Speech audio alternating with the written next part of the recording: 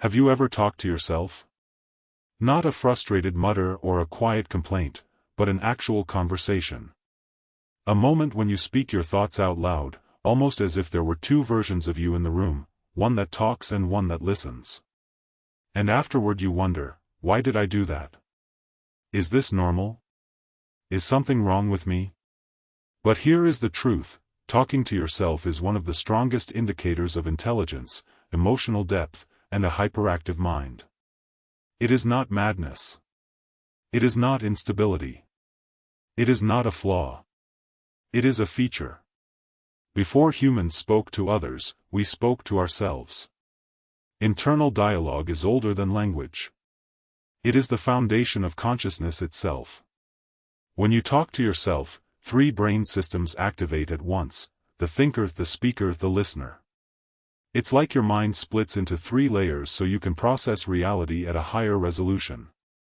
Talking to yourself is not a mistake, it is a cognitive tool.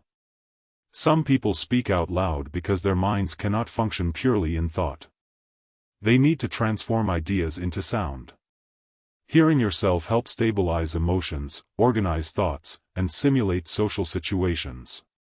In moments of fear, the voice becomes a regulator.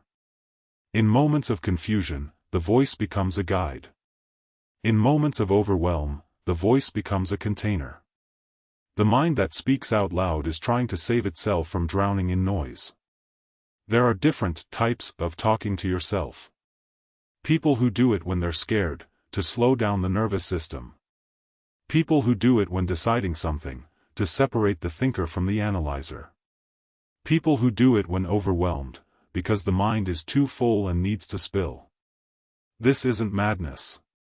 This is advanced self-regulation.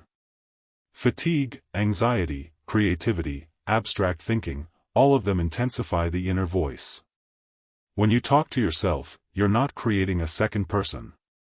You're creating a higher perspective. You're stepping outside your own emotions so you can observe them. This separation is healthy. It creates clarity. It creates insight.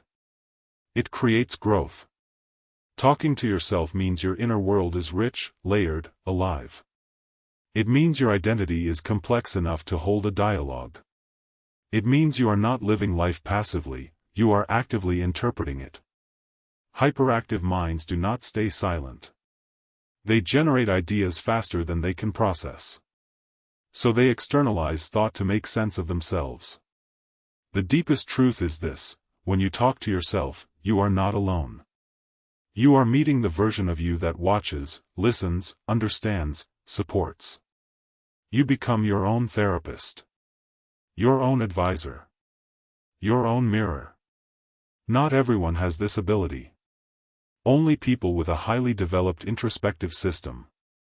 Talking to yourself is not losing control. It is reclaiming control. It is not emotional instability. It is emotional intelligence. It is not craziness. It is consciousness. If this has ever happened to you, if you talk to yourself when you're anxious, inspired, overwhelmed, or simply trying to understand your own mind, share it in the comments. And if you want more real mysteries of the human mind, subscribe to Shadow Mind and leave a like. It helps me keep exploring the hidden architecture of consciousness.